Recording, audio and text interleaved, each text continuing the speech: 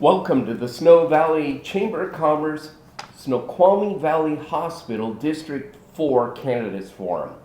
I'm your host, Rob Watton, for today's forum, and I want to welcome our two candidates, Commissioner Emma Herron and Challenger Robert Angrisano. And some quick thank yous are in order. First of all, to my employer, Umpqua Bank, for hosting us here in the Umpqua Community Room, to Randy Helene, our videographer, and Kelly Coughlin, the CEO of the Snow Valley Regional Chamber of Commerce, and also the organizer of today's event.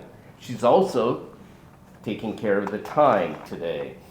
We hope that the questions that we are asking today of the two candidates will help you to better know who they are and how they're going to represent us.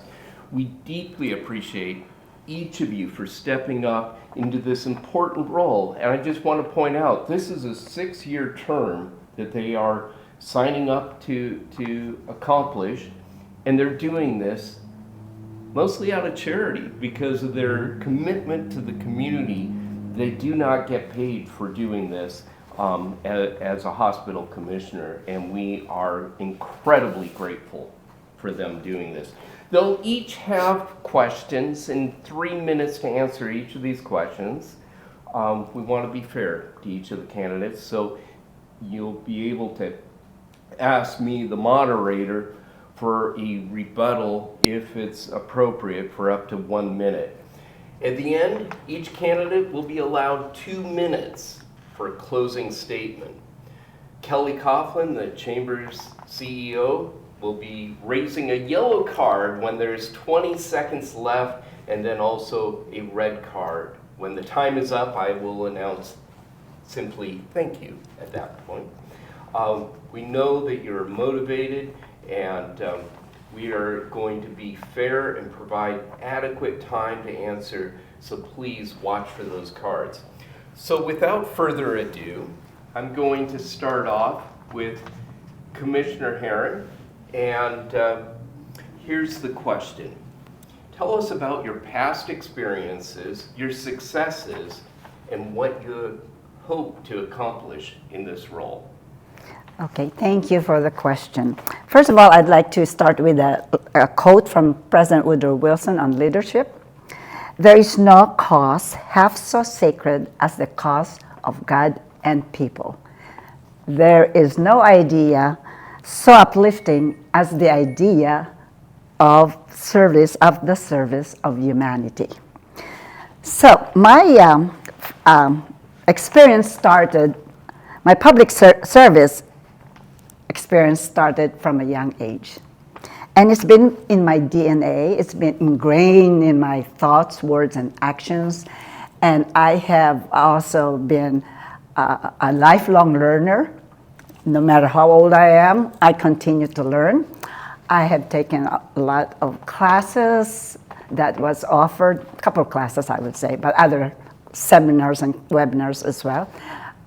From the city of Snoqualmie that they offered, such as Citizens Academy, learning how to manage or learn all the inner workings of the city, how government really works, and how to make it effective and efficient. I also have been trained in CERT, which is the Community Emergency Response Team that is training any individual that's interested, community members, to on a rescue emergency crisis where you learn how to save someone in a burning house fire or drowning or all the other falling off off the tree or injuring themselves on a slopes. So those are some of the preparation I've made in order for me to be able to serve my community. My decades of volunteerism in public and private sector also provided me the skills and training to engage in a work that is meaningful and substantive in areas of health and human services to promote quality of life. My record of public service really started from a young age. Like I said, at 7, I knew I wanted to be a public servant. I have seen many inequities in this world, especially coming from a third world country. And there are families who are, struggling to make ends meet, feeding their children, buying clothes for them and all that. So what I did was, in my church community, there is a program where a Catholic agency would come and provide those provisions for the children and for the families. Okay, Thank you. Robert Angrisano, your opportunity to tell us a little bit more about yourself and what you hope to accomplish in this new role. Okay. Well, thank you for the opportunity to speak to everyone today and for hosting this event. I very much appreciate it. And I hope that the public has an opportunity to kind of see the differences between the two candidates that are running today. My background is in business as well as community service. I spent 30 years in the high-tech industry. I spent 17 years as a fire commissioner, which was a publicly elected position, where I was accountable to the public or to build a fire district from virtually scratch to a 3-station district with 24 firefighters in it. I spent retired in 2004, and since that time, I'd really dedicated myself to trying to give back to the community that's been so generous to me. I spent a lot of time working with the elderly and those with intellectual and developmental disabilities. Specifically, I've spent a lot of time consulting in having people set up adult family homes, assisted living environments. I have a special needs daughter myself who lives in an adult family home, and I understand very clearly the needs of some of those people and what's not being met out there. And along those same lines, that led me to get heavily involved in King County's metro system back in about 2013, having lived through some of the horrific things that go on with our paratransit system in King County. I approached City Council and put together a group of people to advocate for changing our entire paratransit system in King County, and was able to put together a group that developed an RFP, and we put out a new RFP to develop, to pick a new vendor, basically MV, who came in and is now providing paratransit in King County. For that work, I received the Living Legacy Award from ARC of King County for basically re-engineering and changing the whole paratransit system. And that is important to me because that serves the community who is most vulnerable out there. In 2020, I also work at Swedish Hospital in the emergency room, and I've spent 33 years working as a volunteer firefighter in EMT.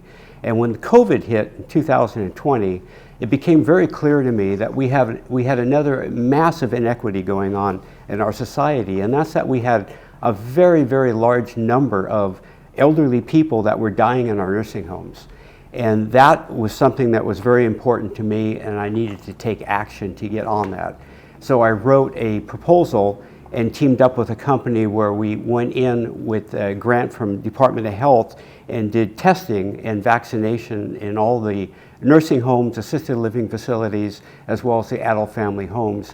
And we're able to identify the source of COVID in those facilities. Thank you.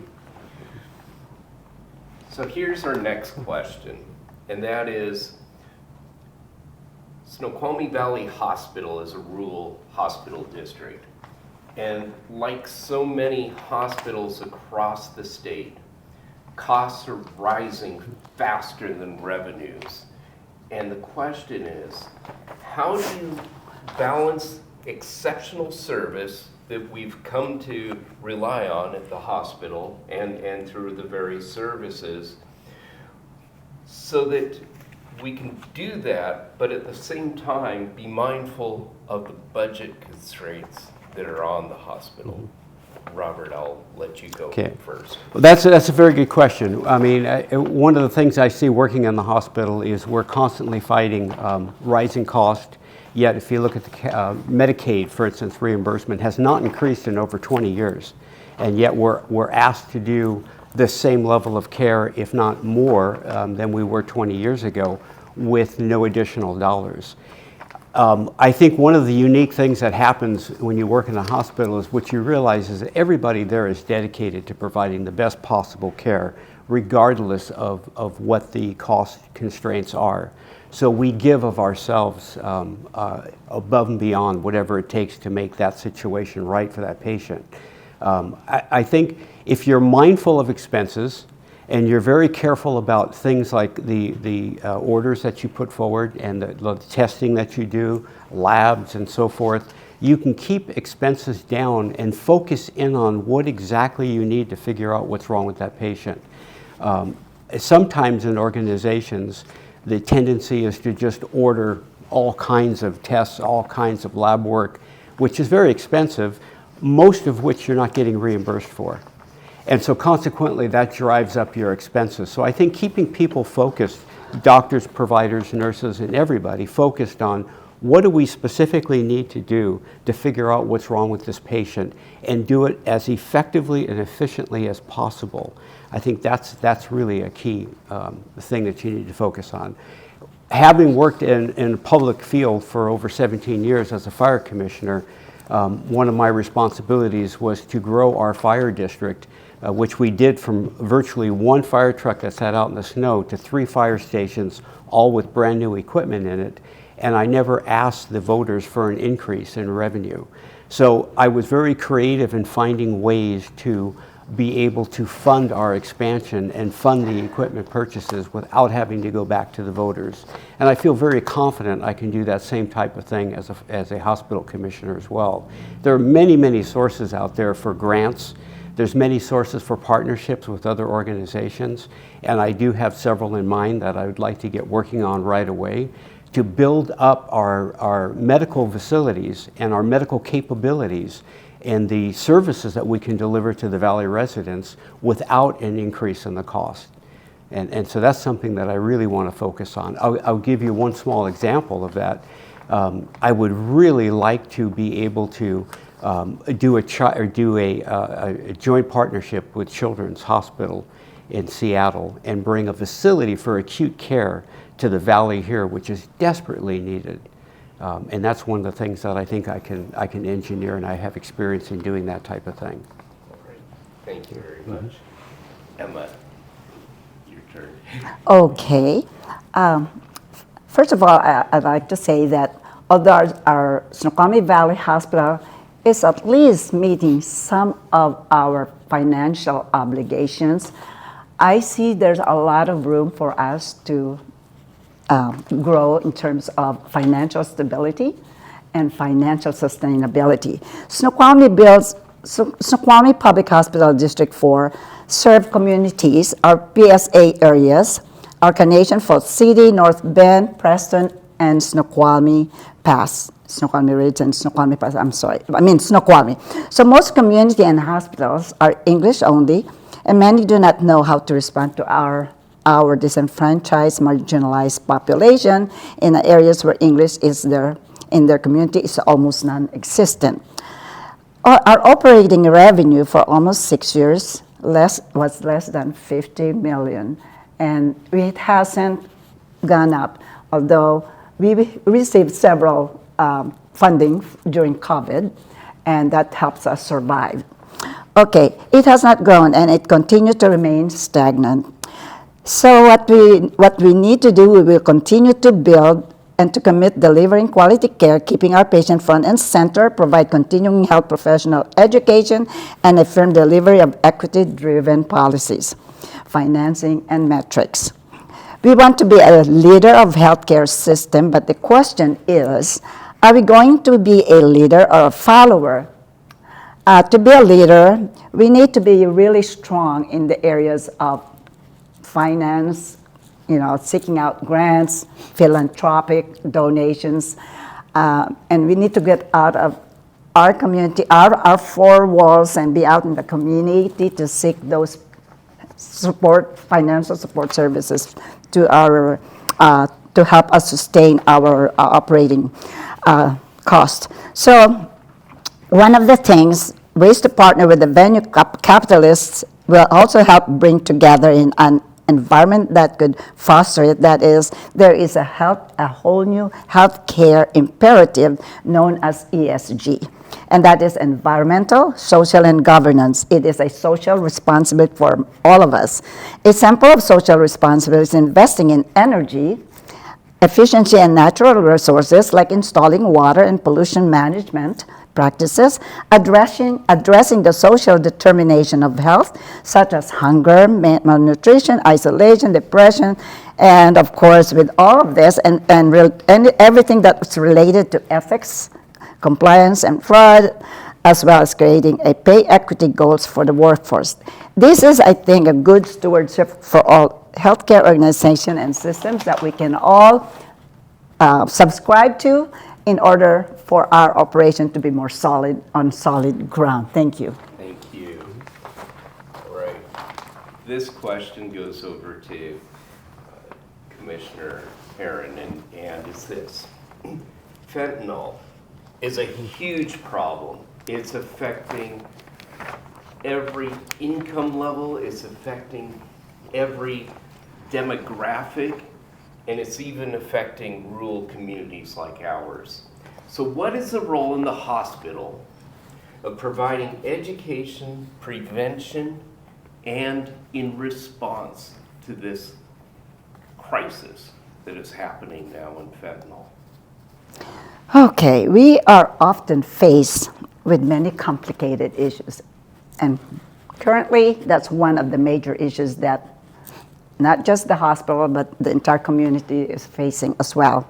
So we need to find, it's very, very challenging to find meaningful and effective ways to meet this. It's part of our social determinants of health to assess our community needs assessment and how we can find ways to either prevent the cause or the and trying to collaborate with partners who are already on that field, and to volunteer and provide some help for those people, whether bringing them into a safe environment and having someone there that is professionally equipped to serve this particular person, because we cannot serve.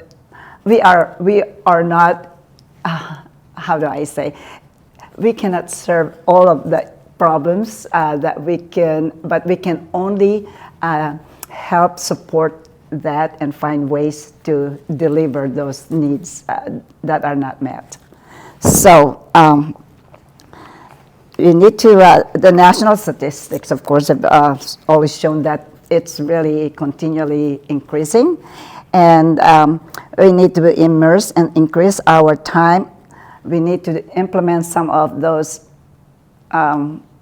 data of the number of people who are affected by it, and so we can find the triggers of those factors. And I think it's important for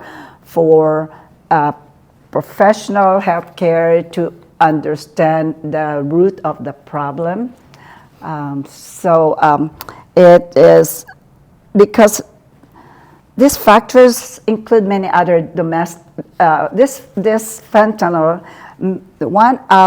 I think one of the causes. Most of them have mental problems. Maybe most of them have lived in poverty, and they are influenced by their environment. To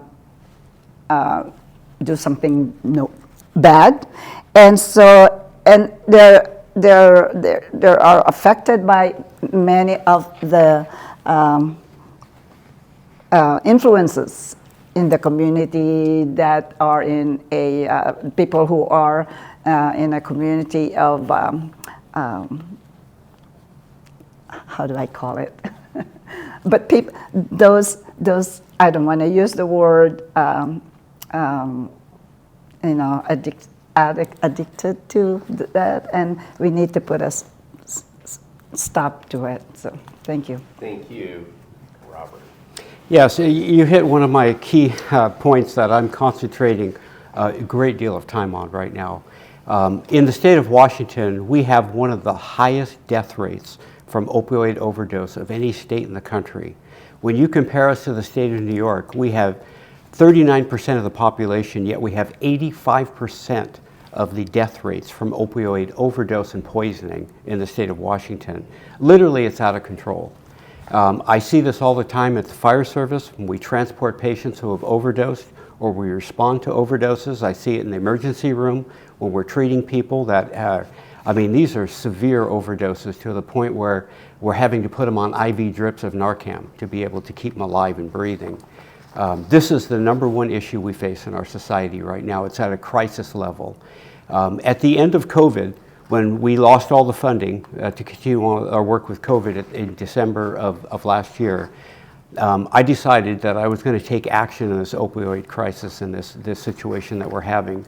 And I developed a program, an education program, that specifically educates people on what the reality is with fentanyl and xylazine, which are the two drugs they're mixing together now, where it's coming from, how it can affect you.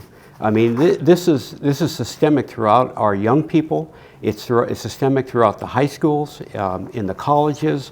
Typically up to an age group of about 45 or 50 years old, we see an extremely large group of people that are having issues with opioid poisoning is what we call it, not overdosing. Overdosing is when somebody takes medication that's been prescribed and takes too much of it and has an issue.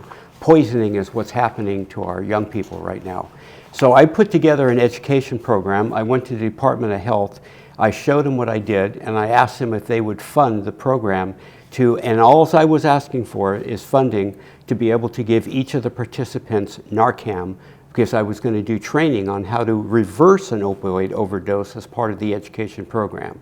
They approved the program, and I started rolling that out at the beginning of the year. I go into the high school, so Mount Si High School, I teach the science and health classes. So when the kids it's mandatory that they have CPR, AED training, which I instruct those classes. I've now added a session to it on opioid overdose, what to look for, how to reverse an overdose with Narcan, how to avoid getting involved in this whole thing to begin with, and really opening their eyes to the danger.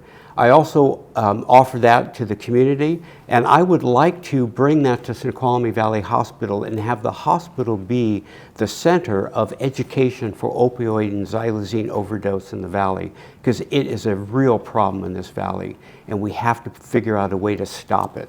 Can I add a little more to that opioid or fentanyl? I think not all of the cause of fentanyl are maybe poverty, but we need to look at some of the pharmaceutical companies that may not be, its mission is to continue to just push, and there are lots of things going on. I just finished a book that's called The Empire of Pain, the history of the dynasty of the Sackler family, who invented many of these different painkillers and opioids.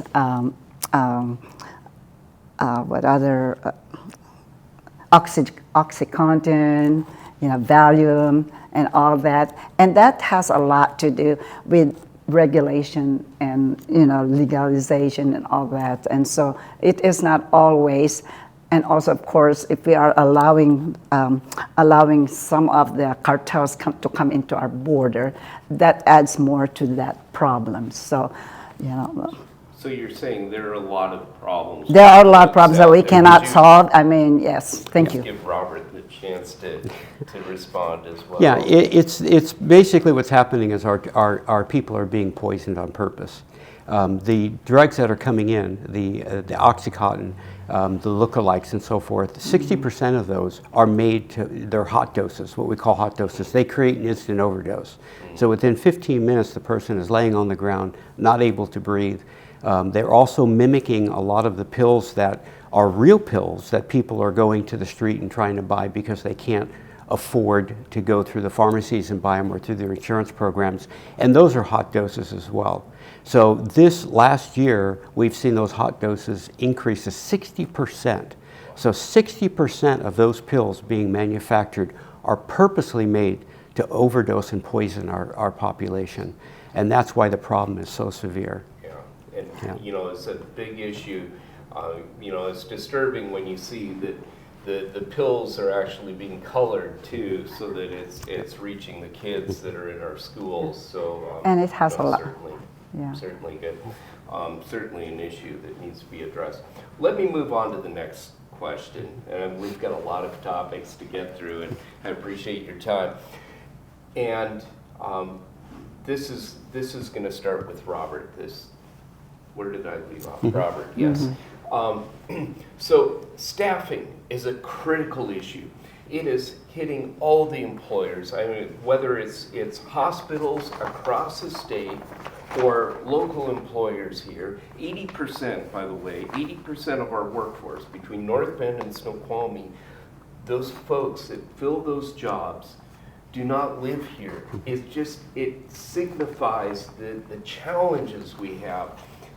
In public government, we're seeing such a high turnover of employees, of vacancies, and it's affecting everyone. So you're a policy setting board. You're not the ones doing the hiring, but you have the tools and the levers to address some of the things about retention and recruitment. I'm interested in knowing a little bit about your thoughts on how you would deal with this from a board level in helping the hospital. Robert, please. Thank you. It's a real problem. I know even at the fire department, we don't have any of our firefighters that live in Snoqualmie, the area that they're a firefighter in, because they can't afford housing. At the hospital, we have very few people who live locally. Most of them live in other areas where the property is much cheaper, cost of living is much cheaper. I think we have to constantly look at where are we located, what is the cost of living in this area, and make sure that we provide a living wage, a wage that people can afford to live in the area that they serve. And we don't see that happening right now. And in the hospital system, the medical system, it's very difficult to obtain that balance, because here again, as I mentioned before, Medicaid hasn't increased their payments in over 20 years. And so then it becomes a situation of how do we get our income level up so that we can properly pay our people and allow them to live in the communities that they serve. That's a very difficult problem. And I'm not going to sit here and tell you I have an absolute answer, but I think by keeping our costs down, by prioritizing our people, our most valuable asset are the people that deliver the services, I think we can do better than we're doing. I think we have to always look at upper management and say, are we paying too much?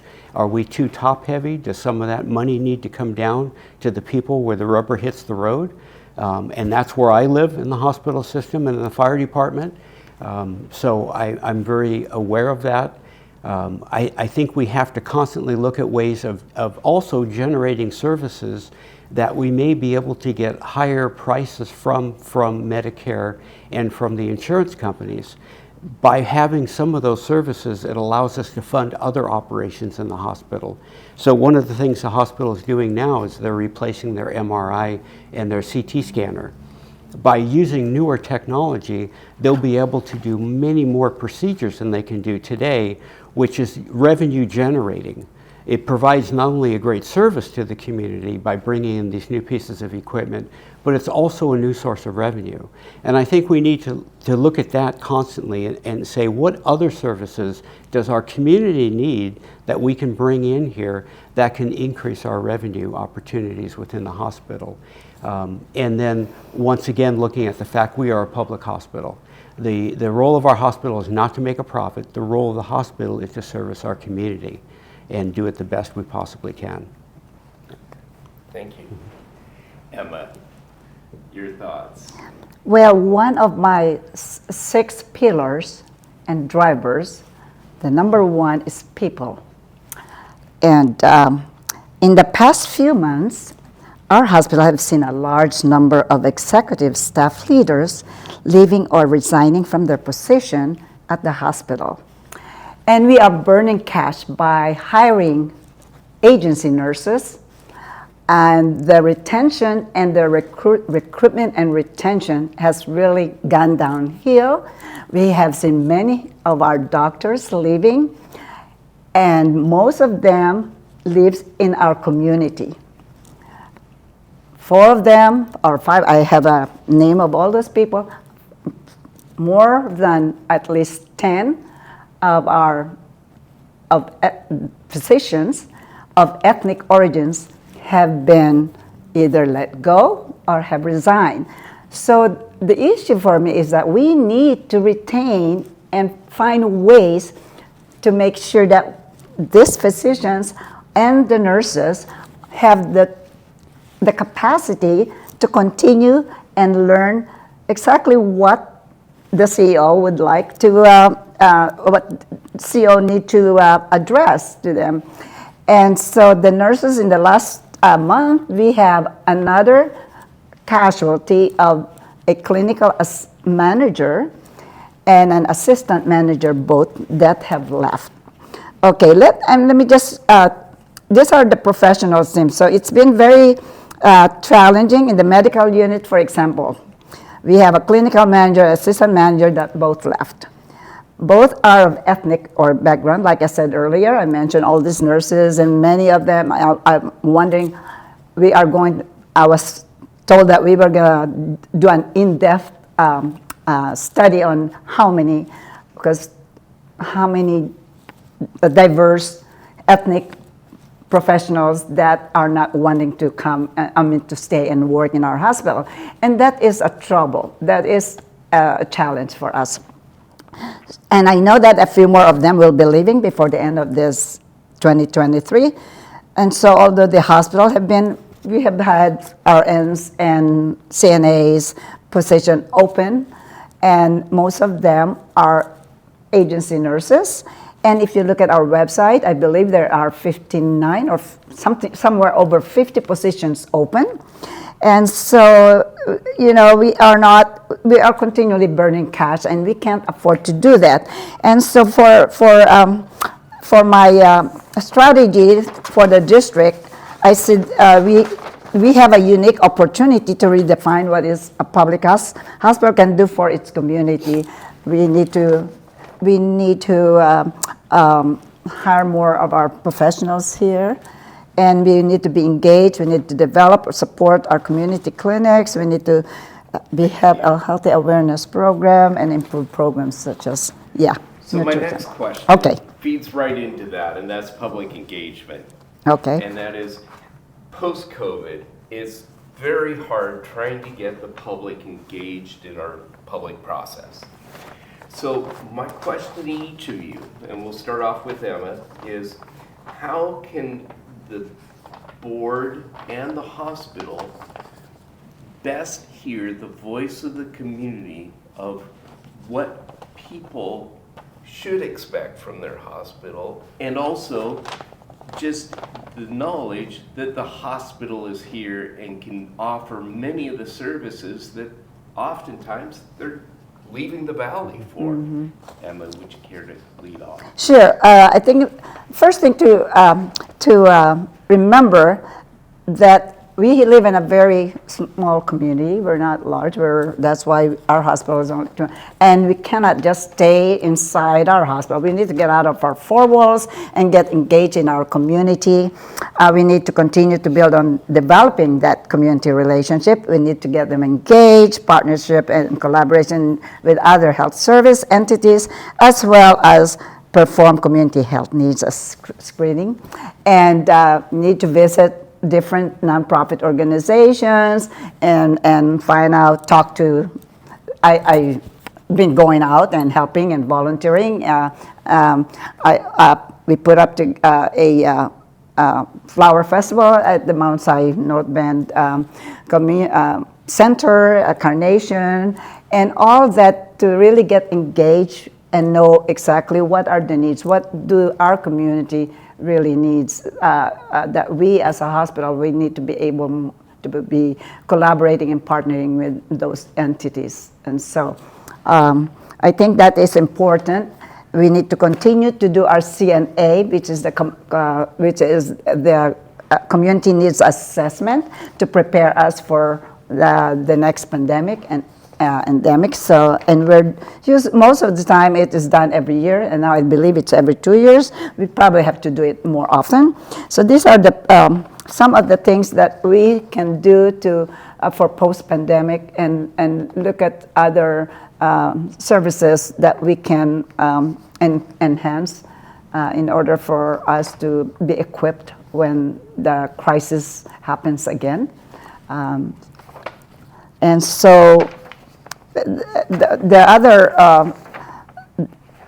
other things that I wanted to know is, I wanted to express is that, we have to plan and, again, support our community. We need to put some other programs like, fall prevention, enhanced fitness for the elderly, wound care. That's other services that we can provide. Food care, infection control, and health and sanitation. We need to look at really the essential services that is needed, that we can invest our money into it. There are investments that we have made in the past, just most recently, that is unsupported by the community. And we don't want to continue to build investments that our community, that it doesn't drive loyalty, or they go somewhere else. And we've been in this valley for so many years. Our hospital is continually struggling, and now we are looking to spend money on looking into purchasing, developing a property, which I think will be helpful, but still, can we afford it? Thank you. Robert? Well, I think it's an excellent question. We are here to serve the people. We have to deliver the services that the people want locally. And that's not happening right now. I see that constantly when I pick up people in emergency situations in their homes, and we assess them and we determine, what services they need. Where do we go? And a lot of times it's not the Snoqualmie Valley Hospital, unfortunately, for some of the high acuity situations. So I think one of the things we can do, I have a list in my mind, because I'm out there in the field every day, responding to emergency situations and dealing with patients in the hospital. I have a pretty good feel of what services we should be delivering and that are needed in this community that we're not delivering. But I think as Emma was saying, we have programs in place at the hospital that probably need to be accelerated and done more often to reassess and ask the community, what would you like to see? And it's not just the people who come in the door to the hospital, but it's the people who don't come in the door of the hospital. What are the people who refuse to use this hospital? Why do they refuse to use it? What services are we not offering that they need here locally? We need to, why are you going to Seattle? Why are you going to Bellevue? We need to understand that better and make sure that we provide those services. And I have a long list of items already that I would like to start working on. One of them I talked about was acute care as an example. The fact that, I have to explain this a little bit. When we show up on a scene with a 911 call and there's a pediatric patient there and they're really sick, there's one place we take them, and that's Children's Hospital in Seattle. If that's a single parent and they have 2 kids at home and we're taking their child all the way to Seattle, how do they deal with that? How do they go and visit their child? They want to stay with their child, because we don't take sick patients to Children's that are going to get treated and released. They're there for a week, they're there for 2 weeks. These are sick kiddos. And I've seen parents literally break down in tears when we say we have to go to Children's. That's the place we need that has the care that you need. why don't we have that type of facility on the east side in the valley here? Why can't we do a partnership with Children's to have an acute care facility so we don't put that type of burden on these parents? So those are the things that I want to drive. I have experience in doing that and doing that successfully, and that's going to be one of the key things that I want to focus on. Acute care for pediatric in the valley, it's long overdue. It's something we absolutely need. And I have a long list of other services that people say, no, I don't want to go to Snoqualmie Valley, I want to go to Overlake because, and that's the thing we need to fix. So talking to our responders, our first responders, and talking to other people in the community and really understanding that's important. Yeah. Thank you very much. I'd like to just add to that. It is great. I know we are here to provide and expand our services, but we need to do well in what we already have prior to expanding. And we already in the process of looking at bringing back OBGYN because that's one of the needed services in our community.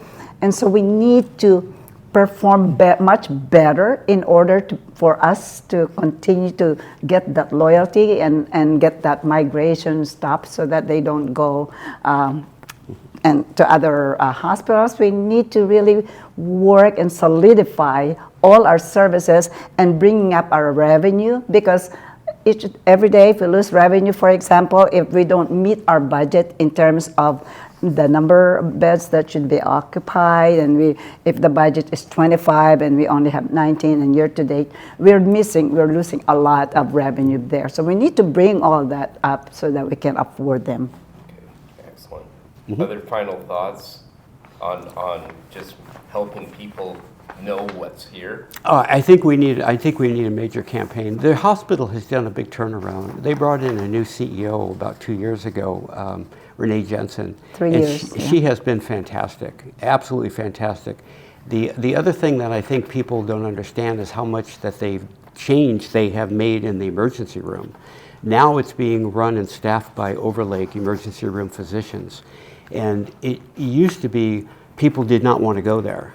Now they need to understand, the community needs to be educated on all the changes that they have brought to this hospital and how they've stepped up the level of care that they can provide and the level of service they can provide.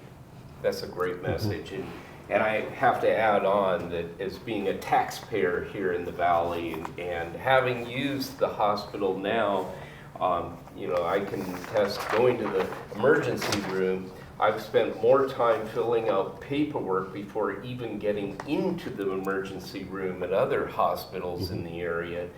That's not the case with our local hospital, and people need to have that, those kind of testimonies out there that we have a lot of great things. We just need people to continue to think about using the services here. And I deeply appreciate both of you taking the time to, engage people through this campaign. It's a chance for people to know a lot more about their hospital.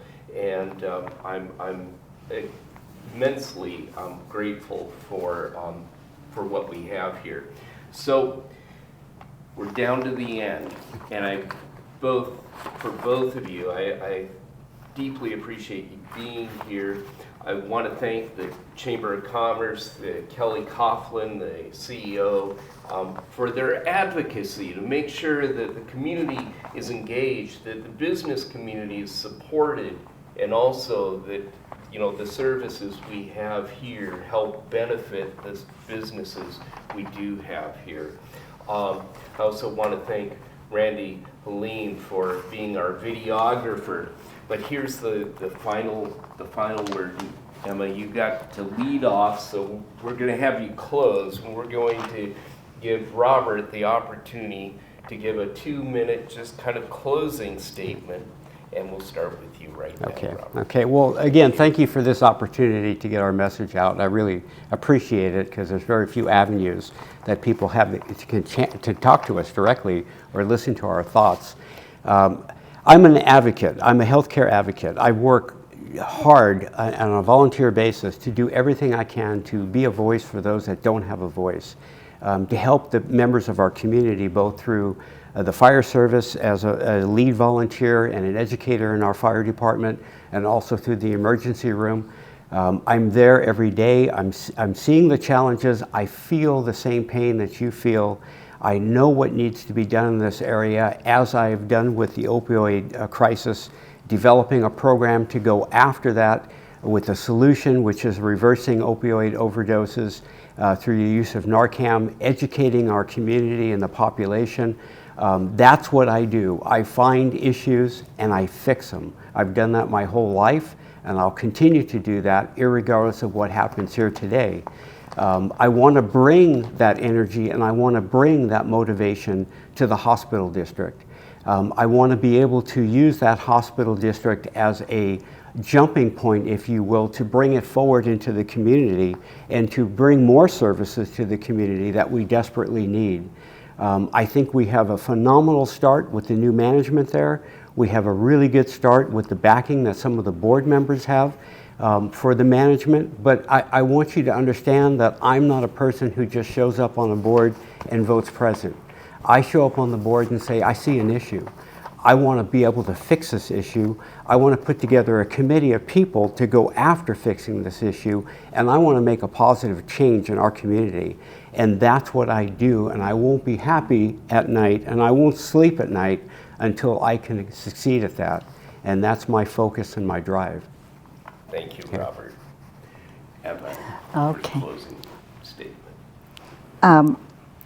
My goal, my continuing goal, is to support healthy communities and have better outcomes. So I will work to build that relationship across diverse communities in our hospital district.